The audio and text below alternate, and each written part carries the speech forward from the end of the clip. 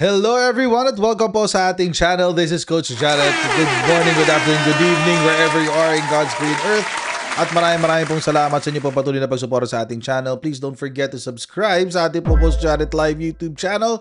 At pa-follow po tayo sa ating Facebook page, Tambayan ng mga Coacheros, para lagi po updated sa mga ganap dito sa aking channel. At subscribe na rin po yung aking second channel, yung Coach Jared Highlights. At mapapanood nyo po doon ang replay ng ating radio show na mapapanood din ng live sa Radyo Pilipinas 738. Ang pangalan ho nyon ay The Big V.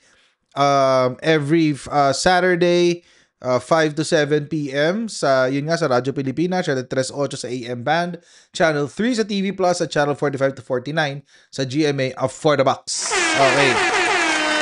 Eto, pag-usapan na naman natin tong bagong bangayan ni Rodante Marcoleta at ni Senator Ping Lacson. Oo. Yung former chairman ng Blue Ribbon Committee at ang bagong chairman ng Blue Ribbon Committee ay nagbanggaan kanina sa hearing ng Blue Ribbon. Oo, kasi nagbibida-bida na naman yung dating chairman eh. Oo. Tungkol na naman ito, mga kababayan, sa paulit-ulit na sinasabi ni Rodante Marcoleta na witness protection para sa mga diskaya. Hindi ko naiintindihan kung bakit. Oo. Dahil alam naman ho natin na bilyonaryo itong mga diskaya na ito. At kayang-kaya nilang kumuha ng kanilang sariling security. Pero panoorin natin mga kababayan kung paano, bakit ba nagkaroon ng bangayan sa gitna ni Senator Ping Lacson at ni Rodante Marcoleta. Panoorin ho natin to. Sa inyong affidavit, paano kayo nagbabayad sa mga opisyal gaya ng sinabi nyo? Cash ba yan lagi? Cash po lagi. Okay, cash lagi. So, nag-withdraw kayo ng malaking cash sa bangko? Siyempre. Yes po, Your Honor. Siyempre. Yes. Magkano pinag-uusapan natin? Anong range ng bigayan? Your Honor, I invoke my right po, Your Honor, kasi right for what? Wala pa po akong protection po. Sir, ang protection nyo ay magsabi kayo ng totoo under oath. Kanina, inamin nyo na nagbabayad kayo ng 10 to 25% sa Quezon City. Bakit niya hino-hostage yung kwento pending protection? Hindi ko naiintindihan eh. Meron ba siyang sasabihing sindikato? May sasabihin ba siya na individual na maaaring tumegi sa kanya? Oo, nag-war on drugs ba yan? So, given yung range ng halaga ng mga proyekto nyo sa Quezon City, magkano ang range ng bigayan kapag kayo nagbabayad niyang 10 to 25%? Senator, with the permission of Senator Yes, Mr. Veros, Chair. the Senate President is recognized. Mr. Diskaya, Yes, Mr. bigyan ko kayo ng advice ha. This is not because I am a lawyer. It's because I have been here for ages, since 1992. Ay akong pinakamatandang senador dito eh. Sa term, hindi sa edad. Mas may edad sa akin yung katabi ko. Meron kayong legislative immunity, huwag kayong matakot. Pag sa hearing kayo nagsasalita, pwede nyo invoke legislative immunity, magsalita kayo. Huwag nyo sabihin yung against self-incrimination. Hindi. There is such thing inherent sa mga committees, yung legislative immunity yung tinatawag. Kung meron kayong gusto ipagtapat ninyo. Hindi pwedeng gamitin sa inyo pag sa hearing nyo sinabi. Makakatulong kayo sa amin at matutulungan din namin kayo. Yun parang parliamentary immunity. Tanong sa abogado nyo. Alam ng abogado nyo yan eh. Baka lang, ayaw nyo lang talaga sabihin yung dapat eh. Di ba? Huwag kayong matakot. At meron po kaming maibibigay sa inyong legislative immunity tinatawag. Your Honor, Salamat, okay lang po Mr. ba? Chair. Itatanong ko lang po muna sa... Legislative immunity, is that parang parliamentary immunity? Na kapag ang isang senador o isang congressman ay nasa isang forum or nasa isang session, kahit anong sabihin nila, hindi sila pwede makasuhan doon sa mga sasabihin nila. Well, it is a protection against libel. So yung kanilang kahit anong sabihin nila, it will be protected by the Constitution. Ibang tawag doon is parliamentary immunity. Siguro kung ewan ko lang, ang alam ko kasi sa Constitution, it's only available for legislators. So, senator or member ng House of Representatives. Pero hindi ko pa, ngayon lang ako nakarinig ng na pwede siya i-extend sa mga resource persons kapag during hearings. Baka it is tradition, but hindi ko pa nakikita yung basis niya sa law. So, pero baka tradition yon as part of their processes or rules sa loob mismo ng Senado. Legal counsel ko po. Mr. Tignan ko nga. Baka meron sa Senate rules. It's been implied, lalo na pagka hiniling nung resource person or nung witness. Pag hiniling niya na yung sasabihin niya ay hindi pwedeng gamitin sa kanya, pwede mo nang hindi gamitin yung self-incrimination na yan na sinasabi. So, just for the record, no? So there is no direct law, no? Pero ang naging practice, implied ang legislative immunity. Yes, what the Senate Once President requested, what the Senate President is saying is hindi po blanket yung legislative immunity. Pwede nyo invoke subject to the approval of the committee, pero kailangan mag-tell all kayo kung kayo bibigyan ng legislative. The Senate Once President requested, what the Senate President is saying is hindi po blanket yung legislative immunity. Pwede nyo invoke subject to the approval of the committee, pero kailangan mag-tell all kayo kung kayo bibigyan ng legislative. As the Senate President stated, wala pong batas kasi hindi covered dito, unlike in the United States, pero napapractice namin yan even during the time of Senator or Senate President Drilon. Wala naman pong nagko-question sa court. So it has been a practice for the longest time na pwede mag-grant ng legislative immunity ang committee, any committee or standing committee for that matter. So it's up to you if you want to request the committee, if you want to invoke legislative immunity, then we will rule on it. But also, Mr. Chairman, but also, it does not exempt you from perjury. Diba? It doesn't mean that you are exempted from perjury pagdating na pag ini-invoke yung legislative immunity. Kaya kailangan sasabi pa rin na totoo. Mr. Chair, Senator Marcoleta is recognized. may I clarify that because Senate President said that by tradition we can extend legislative immunity. But I think that is based on tradition that may not hold to any specific witness. That is why this representation, as early as last week, I think, suggested a modality that is based on the law itself, which is Republic Act 6981, where a potential witness can apply under the witness protection program of the law. I think this is the best remedy that any potential witness who wishes to come into the open. Maipilit mo talaga, Marcoleta, no? Maipilit talaga. Considering that he or she will be protected well by the law, yun sana yung gusto nating tuntunin noon. Ako po ay nalulungkot wala yung Justice Secretary because before I floated that idea, I made sure that that one is something that we can rely on. I spoke to an Undersecretary of Justice, pagkatapos okay naman siya nung umpisa until he recommended or he suggested that the Secretary of Justice should also be consulted. So sabi ko, mas mabuti yung ganon. And then the Secretary of Justice called me personally at ang sinabi nga niya, that is something that we can float.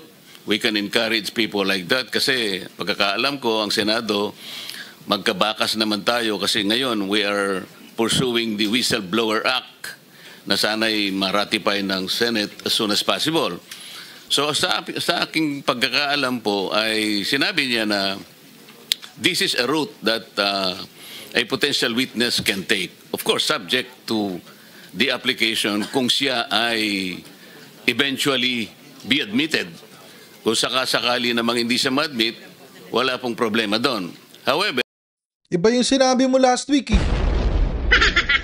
Ang lumabas na balita last week is itong si Marcoleta gusto niyang bigyan ng witness protection itong sila Diskaya. Tapos, kumbaga, it's no longer subject to any evaluation. Parang ang gusto lang niya ibigay as is. Walang basis. Just based on the testimony that was given or the initial judicial statement, judicial affidavit. No. Based lang doon sa naunang affidavit. And by the way, I check ko yung rules. Walang legislative immunity. Although meron sa section 19 is privilege against self-incrimination. Yun ang meron. It is, nasa ilalim siya ng rules of procedure governing inquiries in aid of legislation. So, merong ganon. Merong rule on the privilege against self-incrimination. So, mukhang yung sa legislative inquiry is mere tradition. Tradition lang yun. At wala ho yung basis sa rules and it has no basis in law. But, I don't know, kung pwede, baka, kasi committee naman sila eh, they can vote on it. Siguro kapag na-second or napagbotohan, pwede na lang i-extend hanggang sa resource person. But, again, mga kababayan, ang pinipilit to ni Rodante Marcoleta magkaroon ng witness protection and that's a different story, mga kababayan. Oo. Yung privilege against self-incrimination, mga kababayan, ay pinoprotektahan mo lang ang iyong sarili sa mga sasabihin mo na magamit against you. Against yourself. So, diba, may sasabihin akong bagay, ayoko mabaliktad ako at magamit sa akin yung sarili kong salita. I'll invoke the privilege against self-incrimination. Pero may mga requisites din yan, mga kababayan. Hindi ho yan basta-basta. Ba, ayaw mo lang sumagot. Sasabihin mo na, hindi, privilege against self-incrimination. No, hindi ho ganun. May mga requisites din ho yan. Isa ho doon is kung merong actual case na pending sa court wherein yung testimonya mo sa Senate hearing ay pwedeng makaapekto dun sa testimonya mo sa korte. So, pwedeng ganon. Hindi ho yun basta-basta. Pero kung wala namang pending cases or what have you, depende kung tatanggapin ng Senado yung privilege na yan. Yung request mo for the privilege against self-incrimination. Etong kay Marcoleta, it's different. Yung hinihingi niya, witness protection, that includes, kasama ho dito, ay immunity from suit. Ibig sabihin, hindi siya makakasuhan. Oo. Hindi ho siya makakasuhan. Or baka makakuha siya ng lesser sentence kung makakasuhan man siya. Hindi ho basta-basta yun. Kailangan ho yun. Korte ang magsasabi. Kaya nga kailangan may kaso ka muna bago ka bago mo alamin kung sino yung least guilty. Korte ho magsasabi nun. Anyway, tuloy natin. Sabi ko sa kanya, we need to go into the process, which he agreed. Ang naging problema lamang po, Mr.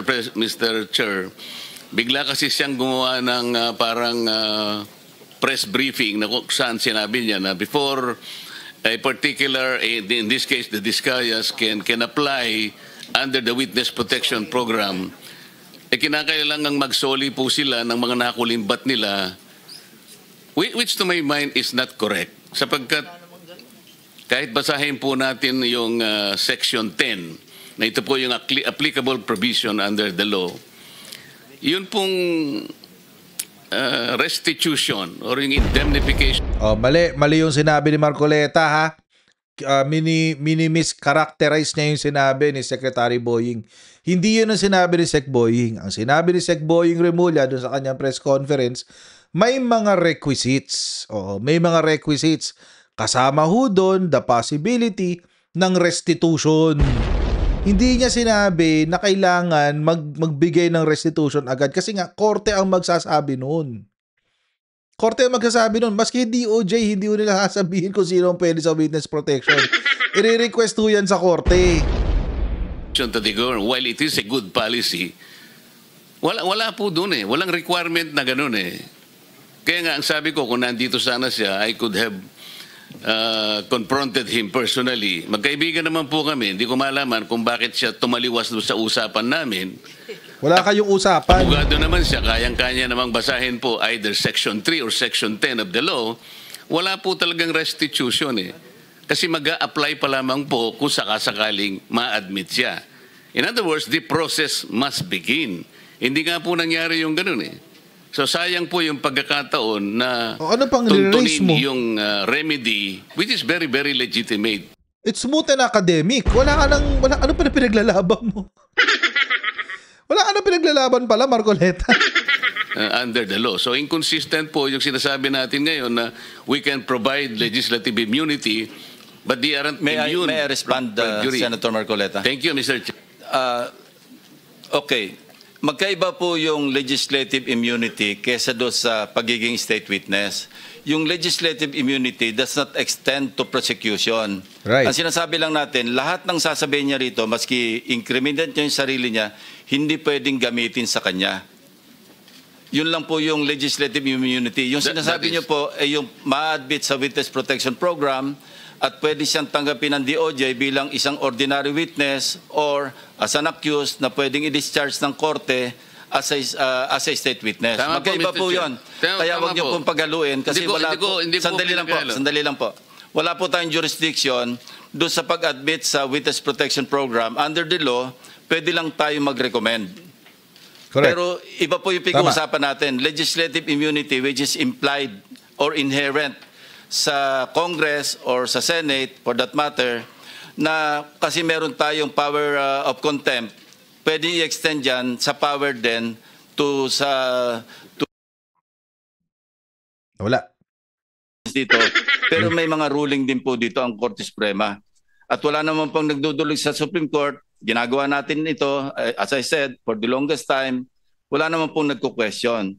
So kung meron magko-question, then we will allow or we'll just wait for the Supreme Court to issue a ruling in this regard. Pero wag po natin pagaluin yung Witness Protection Program sa legislative immunity. Domain lang po natin yung legislative immunity. Now, if anybody wants to question that authority or power, which is inherent, sabi ko nga, no, hindi ito klaro na may power tayo kasi wala naman po talaga sa batas.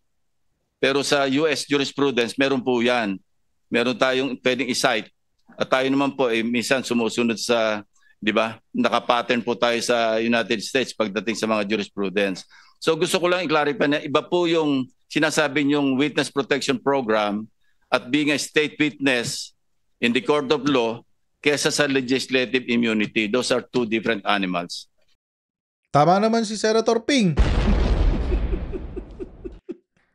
Tama naman si Senator Ping, mga kababayan. Magkaiba ho talaga yun. Hindi ho... Kaya nga nakakatawa na binring up pa ni Rodante Marcoleta yung witness protection para sa mga diskaya. Which now makes me wonder. Ako, napapaisip tuloy ako ngayon, ano ba talaga ang tunay na motibo ni Marcoleta dyan sa witness protection na yan? Ano ba ang tinatago? Ano ba ang gustong itago ni Marcoleta? Kasi noong una pa siya gigil na gigil dyan eh. Noon pa siya gigil na gigil dyan sa witness protection na yan, mga kababayan.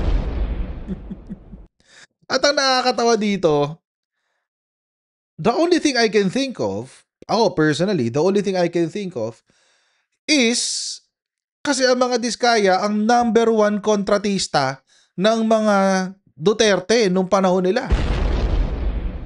As in, they're all over the place. From Luzon, Visayas, Mindanao, nandoon ang kumpanya ng mga diskaya. Kahit saan ka pumunta. Tumaas ang kanilang revenues, tumaas ang kanilang kita nung panahon ng mga Duterte. At sa mga diskaya na rin mismo nang galing na nagbibigay sila ng pera sa mga ahente ng DPWH. So, who are you really protecting here, Senator Marcoleta? Mukhang ang pinoprotektahan mo dito ay ang interes lamang ng kakaunti kaysa yung interes ng bansa. Oo, kasi mukhang ito yata yung isa sa mga assignment sa'yo ni Sara Duterte nung kinausap niya. Protektahan yung mga diskaya. Oo, lalong-lalo na may mga proyekto sila sa Davao City. At katrabaho nila si Alprego at si CLTG, di ba, ano? Tatamaan Tatamaan kasi ang kanilang kitaan dyan sa Davao City. Oo. Di ba? May kino-cover up to si Marcoleta. Malamang napag-utusan to ni Sara Duterte kaya gumaganyan yun. Baka kasi hindi natin alam, baka yung mga diskaya dami lang din pala. Baka ginamit lang din silang dami. Oo. Hindi natin alam. Kasi it's interesting. It's so interesting to me, mga kababayan, na etong si Rodante Marcoleta at yung mga kaibigan nilang mga Duterte supporter, talagang tanggol na tanggol sa mga diskaya. And mga kababayan, I don't think this is just about this is just about yung testimonya na inilaglag ni Diskaya, sila Martin Romualdez at si Saldico. Alam niyo kung bakit? Kasi mga kababayan, kung yun at yun lang ang usapan, bakit nung nagsalita si Diskaya sa Kamara de Representante, inabsuelto niya yung dalawa? There must be something else. At one of these days, lalabas at lalabas din yan. Dahil alam niyo naman sa Pilipinas, walang lihim na hindi nabubunyag, mga kababayan. So mga kababayan, hanggang dito na lang po muna tayo sa video na ito. Please don't forget to like, share, subscribe, and I'll see you in our next video.